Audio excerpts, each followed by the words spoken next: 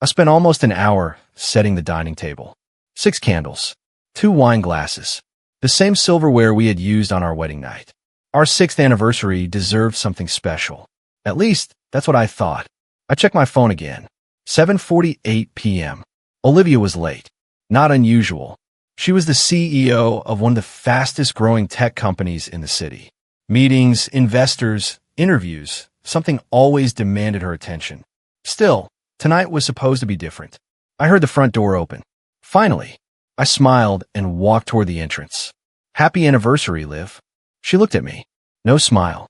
No excitement. No apology for being late. Just a strange expression that immediately made my stomach tighten. "Daniel," she said quietly. Something was wrong. "What happened? We need to talk." Those 4 words hit me harder than they should have. Nobody says that before good news. I forced a laugh. "Can it wait until after dinner?" "No." The answer came too quickly. My smile faded. She walked past me and placed a large envelope on the table. I stared at it, then at her, then back at it. "What's this?" "Open it." My chest suddenly felt heavy. I slowly pulled out the documents. The first page made my blood run cold. Petition for dissolution of marriage. Divorce papers. I looked up. "What is this?" Her eyes dropped to the floor. "Exactly what it looks like." I laughed again. A nervous laugh. The kind people make when reality becomes impossible. "Okay. Funny joke." "It's not a joke." The room became silent. I couldn't hear anything except my own heartbeat. "You're serious?" "Yes." I stared at her. 6 years. 6 years together. And she was standing there asking for a divorce like she was discussing tomorrow's weather. "What?" She took a deep breath. "There isn't an easy way to say this. Then say it the hard way." She closed her eyes. Ethan came back. The name hit me immediately. Ethan Brooks. Her first love. The man she used to talk about during our early dating years. The man who left for Europe. The man she supposedly got over. Apparently not. I swallowed. "You're divorcing me because your ex came back?" "It's more complicated than that." "No, Olivia. It sounds pretty simple." She rubbed her forehead. "I never stopped loving him." For a moment, I genuinely thought I misheard her. "What?" I tried to move on. Tried. "I thought marrying you would help." The words felt like knives. Help with what? Getting over him. I took a step back. Suddenly, every memory felt different. Every anniversary. Every vacation. Every promise. Was I just a replacement? A backup plan? A distraction? "You married me to forget another man." It wasn't like that. "Then explain it." Tears appeared in her eyes. But they didn't change anything. "I loved you." "Loved." "I care about you." I laughed bitterly. "That's not the same thing." She looked away. That silence told me everything. I sat down slowly. My legs felt weak. "When did this start?" "He contacted me 3 months ago." 3 months? She nodded. "How long have you been seeing him?"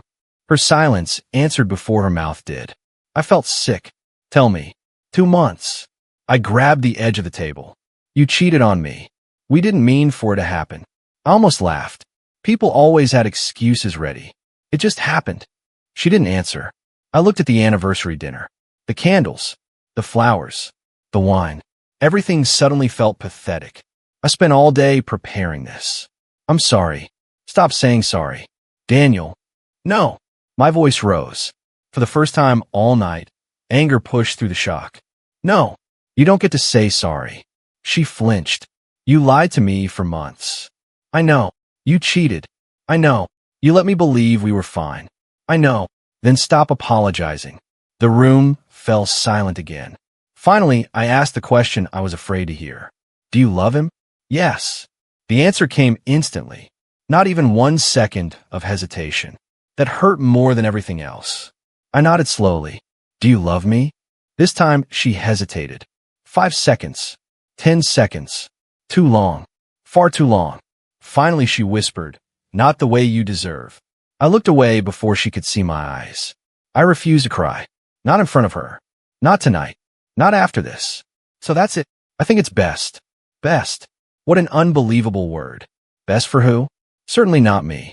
I stood and walked toward the window. The city lights stretched across the night sky. 6 years. Gone. Just like that. Behind me, Olivia spoke again. "Ethan wants a future with me." I laughed. "That's convenient." He changed. Did he? Yes. I turned around. And what if he leaves again? He won't. You sound very confident. I know him. The irony almost made me smile. Apparently, she didn't know him enough the first time. You already made your choice, didn't you? She nodded. Yes. There was the truth. This conversation wasn't about deciding anything. The decision had already been made. She was simply informing me. I looked down at the papers, then back at her. What? When did you stop being my wife? She stared at me. I could see guilt in her eyes. But guilt wasn't love. Guilt wasn't loyalty. Guilt changed nothing. I don't know. That's a lie. She looked away. I continued. You know exactly when. Her voice became barely audible. A long time ago. That answer hurt more than the affair, because it meant she had emotionally left long before Ethan returned. I had been fighting for a marriage that only existed in my head. I walked back to the table, picked up a pen, and signed. Her eyes widened. Just like that. I laughed.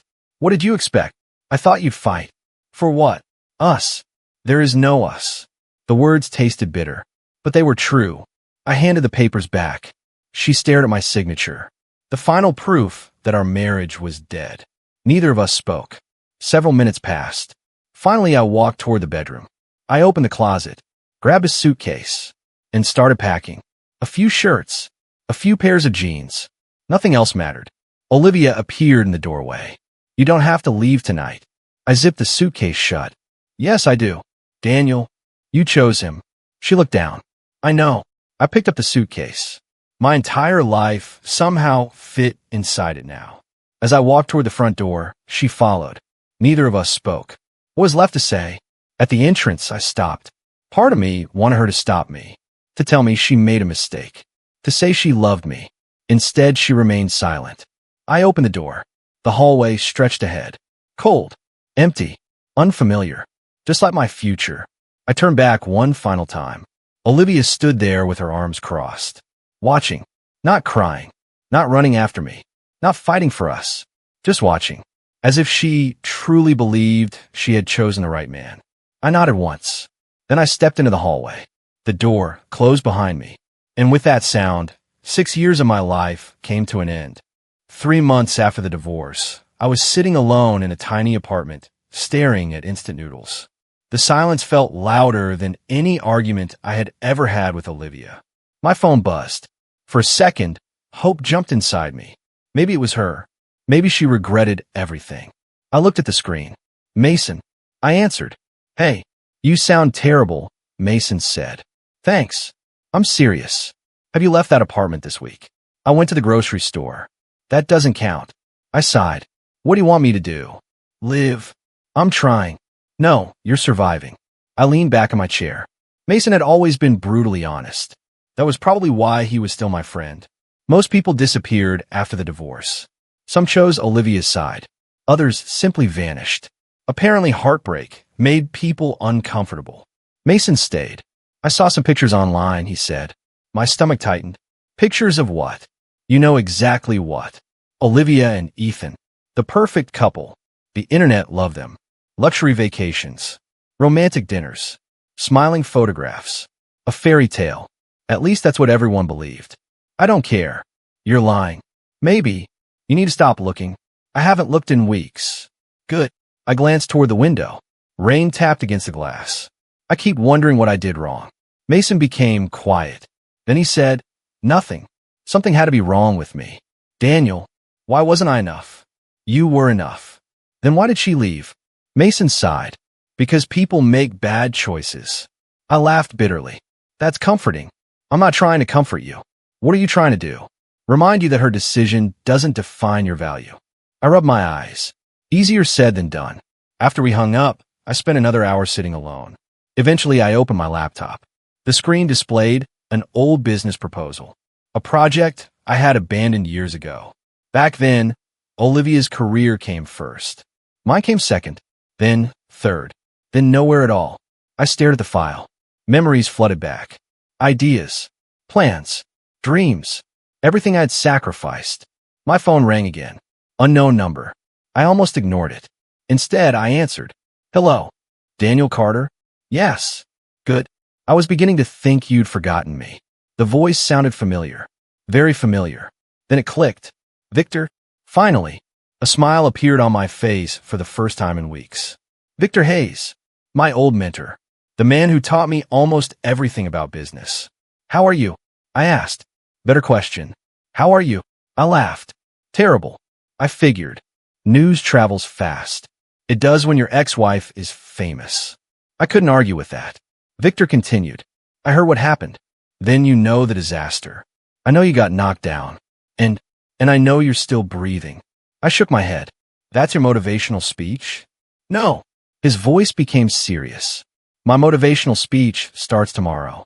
What does that mean? Meet me for breakfast. Victor. Tomorrow. Why? Because you've wasted enough time feeling sorry for yourself. Before I could answer, he hung up. The next morning, I met him in a small cafe. He looked exactly the same. Gray hair, sharp eyes, confident posture. He pointed at the chair across from him. Sit. I obeyed. He studied me for several seconds. You look awful. Nice to see you too. When was the last time you exercised? I shrugged. When was the last time you worked on your business idea? I stayed silent. Victor nodded. Exactly. I stir my coffee. I'm not really in the mood. That's the problem. What is? You're waiting to feel motivated. He leaned forward. Successful people work before motivation arrives. I looked away. He wasn't wrong. I just hated hearing it. Victor continued. Tell me something. What? Who were you before Olivia? The question caught me off guard. I don't know. Wrong answer. He pointed at me. You were ambitious. I stayed quiet. You had plans. More silence. You wanted to build something. I stared at the table. He was describing a version of me I barely remembered. What happened? He asked. I got married. No. His voice hardened. You disappeared. That one hurt. Because it was true. I had spent years helping Olivia chase her dreams. Somewhere along the way, I stopped chasing mine. Victor sat back. Are you done grieving? No. Good. I frowned. Good. Grief means you cared. He took a sip of coffee. But grief isn't supposed to become your permanent address. The words stayed with me. For the first time in months, I felt something shift. Not happiness. Not confidence. Just movement. A tiny step forward. When breakfast ended, Victor stood. Call me in a week. Why? Because you're going to start working again. You sound very confident. I am. What if I fail? Victor smiled. Then fail. I blinked. What? Fail. Learn. Try again. He pointed toward the door. But do something. That afternoon, I reopened my old proposal. Then I spent 6 straight hours improving it. The next day became 8 hours. Then 10. Then 12. Days became weeks. For the first time since the divorce, my thoughts weren't completely consumed by Olivia. I still missed her. I still hurt. But the pain no longer controlled every minute. One evening, Mason visited my apartment. He looked around. Laptop. Yep. Whiteboard. Yep. Business plans. Yep. He grinned. You're back. Not fully. Closer than before. I smiled. Maybe he was right. A month later, Victor reviewed my presentation. When I finished, he nodded. This can work. You think so? I know so. My heart raced. After months of failure and heartbreak, hearing those words felt incredible. Victor continued. Now you need investors. The confidence immediately disappeared. That's the impossible part. No. He smiled. That's the next part. Over the following weeks, I pitched my company everywhere. Some meetings lasted 10 minutes. Others ended in rejection emails. One investor laughed. Another called the idea unrealistic. Each rejection hurt, but none of them hurt as much as divorce papers. That realization kept me going. One afternoon, after another failed meeting, Mason called. Bad day. How did you know? Your voice. I laughed. An investor rejected me in 7 minutes. That's almost impressive. Thanks. Keep going. What if everyone says no? Then eventually someone says yes. Simple. Annoyingly simple. Yet somehow encouraging. 2 weeks later, Victor called. Come to my office. Why? I have someone you should meet. My pulse quickened. An investor? Maybe. I arrived 30 minutes later.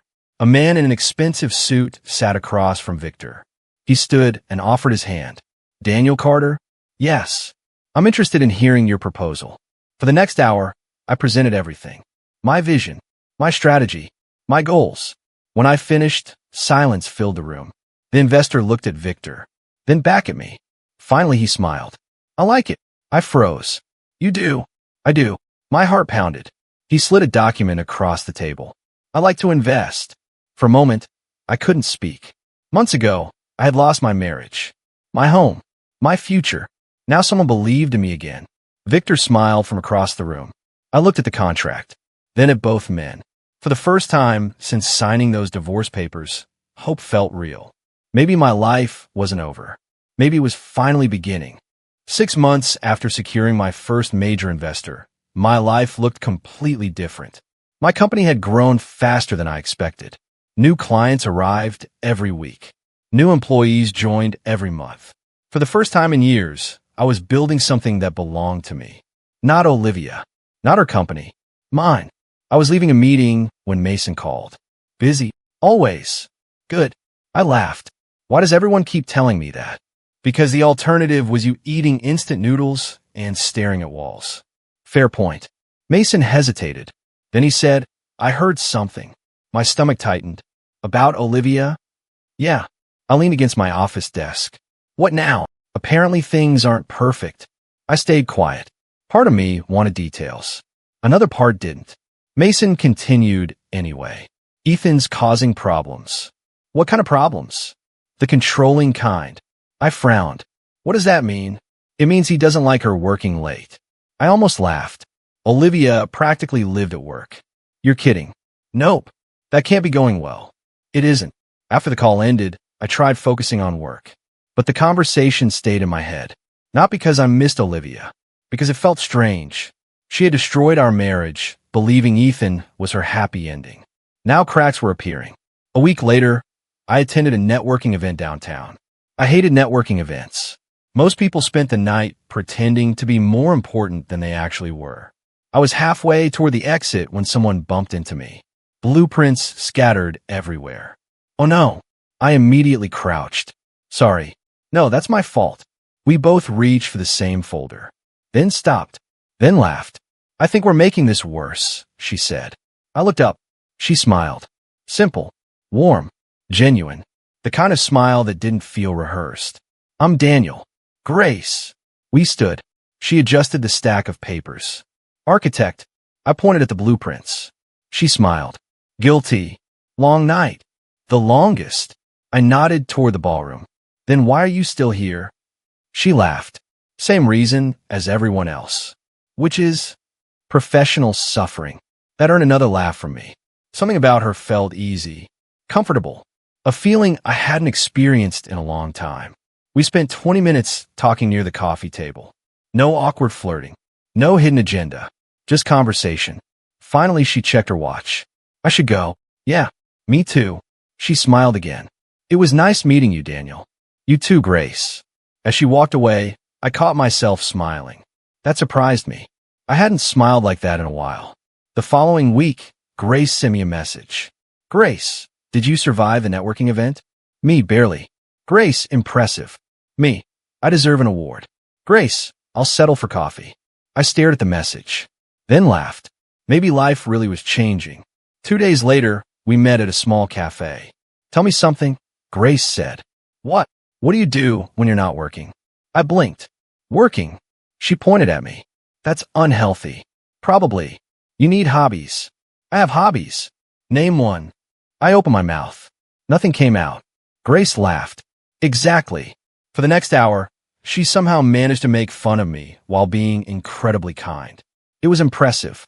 More importantly, I felt relaxed. No pressure. No games. No pretending. When we left, she smiled.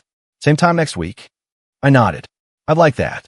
Meanwhile, rumors about Olivia continued reaching me. Mostly through business circles. Mostly through people who enjoy gossip.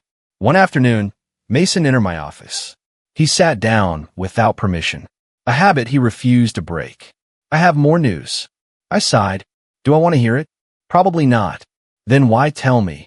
Because you'll hear it eventually. I leaned back. Fine. Mason crossed his arms. Ethan got involved in company decisions. I frowned. Olivia allowed that. Apparently. That sounded unlike her. Very unlike her. Olivia trusted almost nobody with business matters.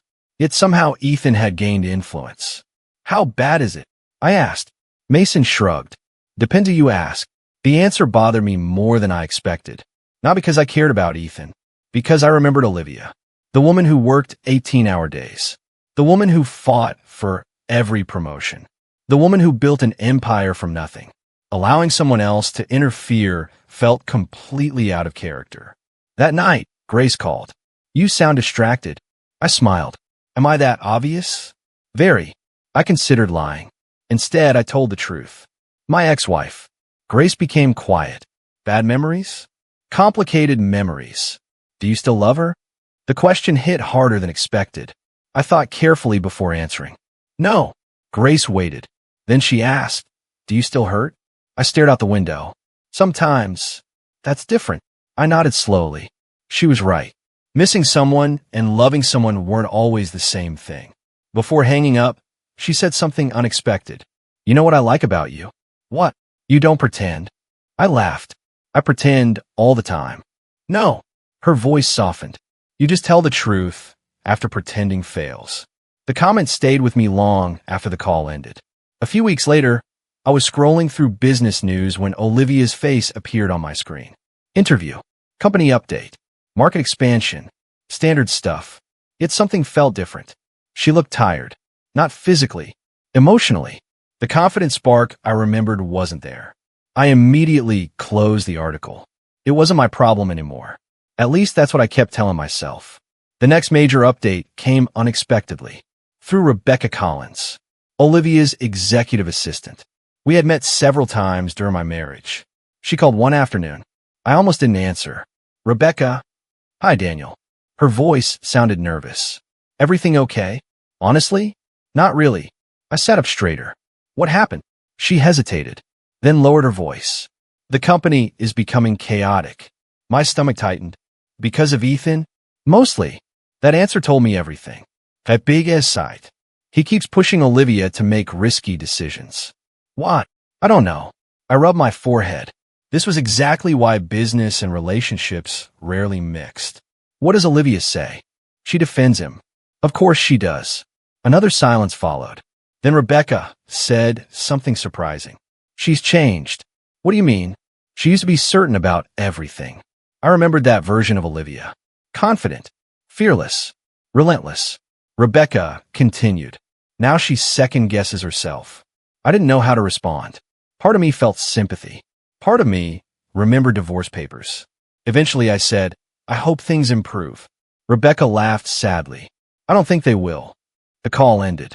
Life moved forward. Work expanded. My friendship with Grace deepened. And for the first time in years, I started imagining a future that didn't involve Olivia. Then everything exploded. It happened on a Thursday morning. My phone started buzzing nonstop. Messages. News alerts. Calls. I opened the first article. My eyes widened. Major financial scandal linked to Olivia Hart's company. I immediately called Mason. He answered on the first ring. You saw it. Yeah. What happened? Mason exhaled heavily. Ethan happened. My stomach dropped. What did he do? He moved money through several questionable accounts. I stood from my desk. You're serious? Completely. I couldn't believe it. No. Mason's voice hardened. It gets worse. My chest tightened. Worse how? He disappeared. The room went silent. For several seconds, I couldn't speak. Ethan had convinced Olivia to trust him, to choose him, to destroy a marriage for him. And now he was gone. Just gone. Taking money and chaos with him. I looked out my office window. Far across the city skyline. Somewhere, Olivia was dealing with the consequences. Somewhere, the fantasy she sacrificed everything for was collapsing. And for the first time, I realized something important. The man she chose over me was never who she believed he was. The fairy tale was over, and the nightmare had only begun. 3 days after the scandal broke, every business website in the country was talking about Olivia Hart. For years, headlines had praised her. Now, they were tearing her apart. I stared at one article before closing it. I wasn't interested in celebrating her downfall. Not anymore. My phone rang. It was Victor. You've seen the news? Everyone has. He laughed. True. I leaned back in my office chair. How bad is it? Worse than people realize. That answer surprised me. Victor rarely exaggerated. What aren't they saying? The stolen money is only part of the problem. I frowned. What else? Ethan took confidential company information. I sat upright. Seriously? Very seriously. I rubbed my forehead. The damage would be enormous. Investors hated uncertainty. Competitors loved weakness. The combination was deadly. Victor continued. She's fighting for survival right now. I looked through my office window. Months ago, hearing that news would have made me happy. Now it mostly made me tired. After the call ended, I focused on work. Unlike Olivia's company, mine was growing rapidly. New contracts arrived weekly. New opportunities appeared daily. The business I almost abandoned was becoming a success. Later that afternoon, I entered a conference room for a meeting. A man stood as I walked in. Tall, confident, expensive suit, firm handshake. Daniel Carter. That's me. He smiled. Henry Lawson. The name immediately caught my attention. Henry Lawson was one of the most respected investors in the industry. What can I do for you? He sat down. I've been watching your company. My heart skipped slightly. That was always a good sign. And I like what I see. I smiled. Thank you. Henry opened a folder. I believe you're ready to expand. For the next hour, we discussed growth plans, hiring strategies, and future investments. When the meeting ended, Henry stood. I'm interested in becoming a major investor. For a second, I thought I misheard him. Then reality hit. This wasn't just another opportunity. This was the opportunity. I shook his hand. I'd love to continue the conversation. So would I. As he left, I couldn't stop smiling. For the first time in years, my future felt bigger than my past. That evening, I met Grace for dinner. The moment I sat down, she noticed my expression. What happened? Good news. Her eyes lit up. I like good news. I laughed.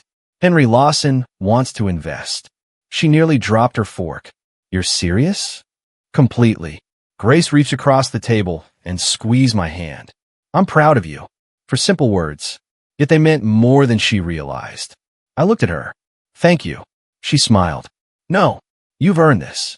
I remembered all the nights after the divorce. The loneliness, the doubt, the pain. Now I was sitting across from someone who genuinely wanted me to succeed. The difference felt incredible. A week later, Grace invited me to meet her family. I was nervous. She found that amusing. You run a company. Yes. You negotiate million-dollar contracts. Yes. But meeting my family scares you? Absolutely. She laughed all the way to her parents' house. The first person who greeted us was her younger sister. She opened the door, looked at me, then looked at Grace, then smiled suspiciously. You must be Daniel. I pointed at Grace. She talks about me? Constantly. Hey, Grace protested. The younger woman laughed. I'm Sophia. I shook her hand. Nice to meet you. Sophia studied me for a moment, then nodded. Okay. You seem normal. I blinked. Thank you. Grace groaned. I'm so sorry. Sophia grinned. Don't worry. I approve. The evening passed surprisingly well. Dinner, conversations, stories, laughter. For the first time in a long time, I felt like I belonged somewhere. As Grace and I walked to our cars afterward, she smiled. They like you. I like them too. She squeezed my arm. Sophia really likes you. Should I be worried? Probably. I laughed. Then my phone buzzed. One message. Unknown number. I opened it. My stomach tightened instantly. Olivia. Can we talk? I stared at the screen. Grace noticed. You okay? I locked my phone. Yeah. But I wasn't. Because seeing Olivia's name still affected me. Not the way it once had. But enough. I didn't answer. The next day, another message arrived. Please, Daniel. Still no response. Then came a phone call. I rejected it. Another call. Rejected. A third. Rejected. 3 days later, she left a voicemail. I listened despite myself. Daniel, please call me. I need to talk to you. Her voice sounded exhausted. Broken. I deleted the message. That should have been the end. It wasn't. The calls continued. The texts continued. Eventually, I met Mason for coffee. He immediately noticed my mood. What happened? I showed him the messages. His eyebrows rose. Wow. Yeah. What are you going to do? I don't know. Mason leaned back. Do you want to talk to her? I thought carefully. No. Then don't. Simple advice. Yet not simple to follow. Because closure sounded tempting. Dangerous. But tempting. Another week passed. Then Rebecca called. I answered reluctantly. Hi, Rebecca. Daniel. She sounded nervous. What is it? It's Olivia. I closed my eyes. What about her? She's struggling. I remained silent. Rebecca continued. She blames herself. That's her choice. I know. More silence. Then Rebecca spoke softly. She wants one conversation. I sighed. Why? Because she finally understands what she lost. The words hit harder than expected. Not because they made me happy. Because they made me sad. When the call ended, I sat alone for a long time. Eventually, I made a decision. One conversation. Nothing more. We met at a quiet cafe. When Olivia walked inside, I barely recognized her. The confident CEO was gone. She looked exhausted. She sat across from me. Neither of us spoke immediately. Finally, she whispered, "Thank you for coming." What did you want to say? Tears filled her eyes. That surprised me. Olivia rarely cried. I made a mistake. I stayed silent. A terrible mistake. Still silent. She laughed bitterly. You always hated when I avoided the truth. I nodded. Then, tell the truth. A tear rolled down her cheek. I chose the wrong man. The words hung between us. Heavy. Painful. Too late. She continued. Ethan used me. I looked away. He stole from me. More tears. He lied to me. I said nothing. Finally, she whispered, and I threw away the only person who ever truly loved me. My chest tightened. Not because I wanted her back. Because I remembered loving her. Really loving her. She wiped her eyes. I destroyed everything. I nodded slowly. Yes. The honesty seemed to hurt her. But I wasn't interested in comforting her. Not anymore. Olivia looked at me desperately. Can we start over? There it was. The question she came to ask. I took a long breath. Then I shook my head. No. Fresh tears appeared instantly. Daniel. No. She lowered her gaze. I know I don't deserve it. You're right. The words sounded harsh. But they were true. She cried quietly. I remained calm. Not cold. Not angry. Simply finished. Finally, I stood. Olivia looked up. This is goodbye, isn't it? I nodded. Yes. She closed her eyes. For a moment, neither of us moved. Then I turned and walked away. Outside the cafe, Grace was waiting. The moment she saw me, she smiled. A real smile. An honest smile. A future smile. I walked toward her without hesitation. Behind me, through the cafe window, Olivia watched. The woman who once chose fantasy over loyalty. The woman who finally understood her mistake. The woman who realized it far too late. And this time, I didn't look back. 1 year later, I stood in front of a mirror adjusting my tie. My hands were steady. That surprised me. Most grooms were nervous on their wedding day. I wasn't. I felt ready. A knock came from the door. Come in. Mason entered first. Victor followed behind him. Both men smiled. Mason pointed at me. Well, look at that. What? You actually clean up pretty well. I laughed. That's the nicest thing you've ever said to me. Victor adjusted his jacket. He's right. I shook my head. You two planned this. Absolutely, Mason said. The room filled with laughter. For a moment, I looked around. A year ago, my life had been falling apart. Now my best friend stood beside me. My mentor stood beside me. My company was thriving. And in less than an hour, I would marry Grace. Victor noticed my expression. What are you thinking? I smiled. That life is strange. He nodded, sometimes in good ways. A few minutes later, we headed toward the ceremony hall. Guests filled nearly every seat. Business partners, friends, family, people who had supported me during my worst days. I recognized Henry Lawson near the front. He waved. I waved back. Nearby, Sophia Bennett was talking to several guests. The moment she saw me, she grinned. Don't mess this up. I laughed. I'll do my best. You better. Then she hugged me. Welcome to the family. Those words hit me harder than expected. Thank you. As she stepped away, I looked toward the entrance. The ceremony would begin soon. My heart felt calm. Not because my life had become perfect, because I had finally stopped living in the past. A staff member approached me. 5 minutes. I nodded. Then another employee hurried toward us. This one looked nervous. Very nervous. My stomach tightened immediately. What happened? The woman hesitated. There's a situation. Mason frowned. What kind of situation? She looked toward the entrance. Then back at me. Someone is asking to see you. Who? The employee swallowed. Olivia Hart. Silence. Complete silence. Mason cursed under his breath. Victor's expression darkened. For several seconds, I couldn't move.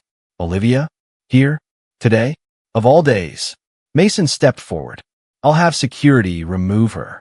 I raised my hand. No. Victor looked surprised. Daniel, it's okay. No, it isn't. I took a slow breath. Then I looked at the employee. Where is she? Outside. I nodded. I'll talk to her. Mason immediately objected. Bad idea. Maybe. Definitely. Despite that, I started walking. A few moments later, I stepped outside and saw her. For a second, I barely recognized her. The powerful CEO who once controlled boardrooms and billion-dollar decisions was gone. She looked exhausted, thin, broken. Tears filled her eyes. The moment she saw me, she began crying again. Neither of us spoke immediately. Finally, I said, "Why are you here?" Her voice trembled. "I needed to see you. Today." "I know."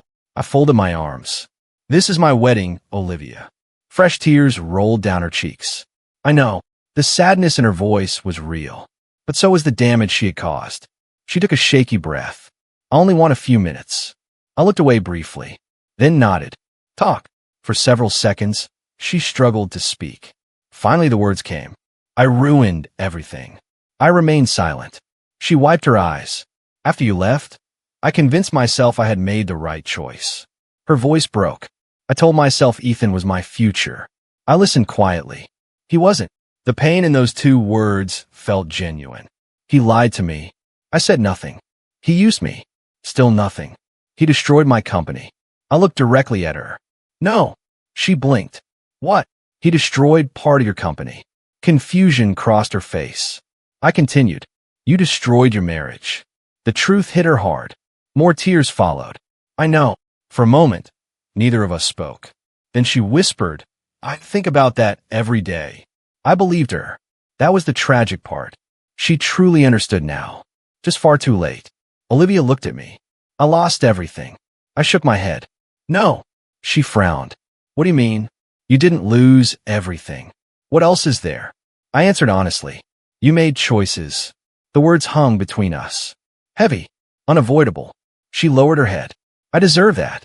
Neither of us spoke for several moments. Finally, she asked the question I knew was coming. "Are you happy?" I thought about Grace. About my friends. About the company. About the life I had rebuilt from nothing. Then I smiled. "Yes." Olivia closed her eyes. The answer clearly hurt. When she opened them again, tears were falling freely. "I used to imagine hearing you say that would make me happy." I stayed silent. But now it just reminds me that I could have been part of it. I felt sadness. Not love. Not regret. Just sadness. Because once upon a time, we had shared dreams together. She looked toward the wedding hall, then back at me. "Do you love her?" The answer came instantly. "Yes." Her face crumpled. I remembered asking Olivia the same question years ago. "Do you love me?" The memory flashed through my mind. The hesitation, the uncertainty, the heartbreak. This time, there was no hesitation, no uncertainty, only truth. Olivia laughed weakly. "I can hear it in your voice." I nodded. "She's a good woman." "I know. She believes in me." "I know." She stayed. At that, Olivia broke down completely. Her shoulders shook.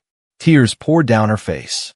For the first time, she wasn't crying because Ethan betrayed her. She was crying because she finally understood what loyalty looked like and what she had thrown away.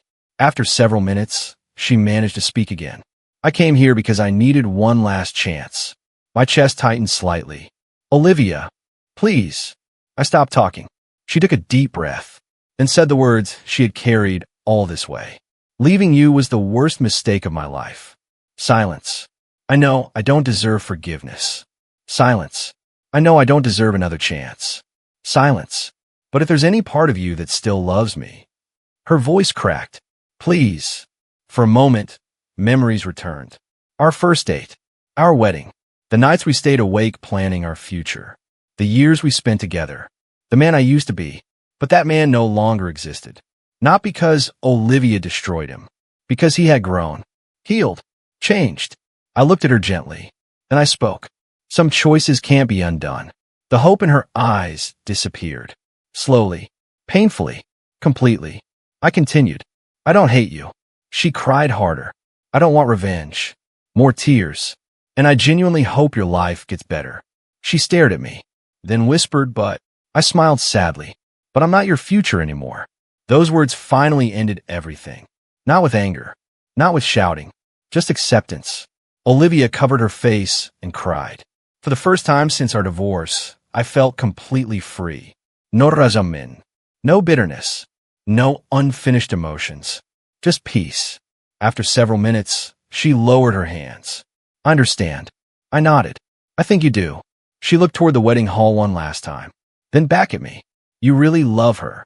Yes. A weak smile appeared on her face. Then don't keep her waiting. I smiled. I won't. Olivia stepped aside. For a moment, we simply looked at each other. Two people connected by a past that could never return. Then she whispered, "Goodbye, Daniel." "Goodbye, Olivia." I turned and walked away. This time, I didn't feel tempted to look back. Inside the hall, the music began. Guests stood. The doors opened. And then I saw Grace. Everything else disappeared. The noise. The memories. The pain. Gone. Only Grace remained. She smiled at me. The same warm smile that helped me heal. The same honest smile that changed my life. I took my place. The ceremony began. A short time later, I held her hands and made my vows. Unlike before, there were no doubts.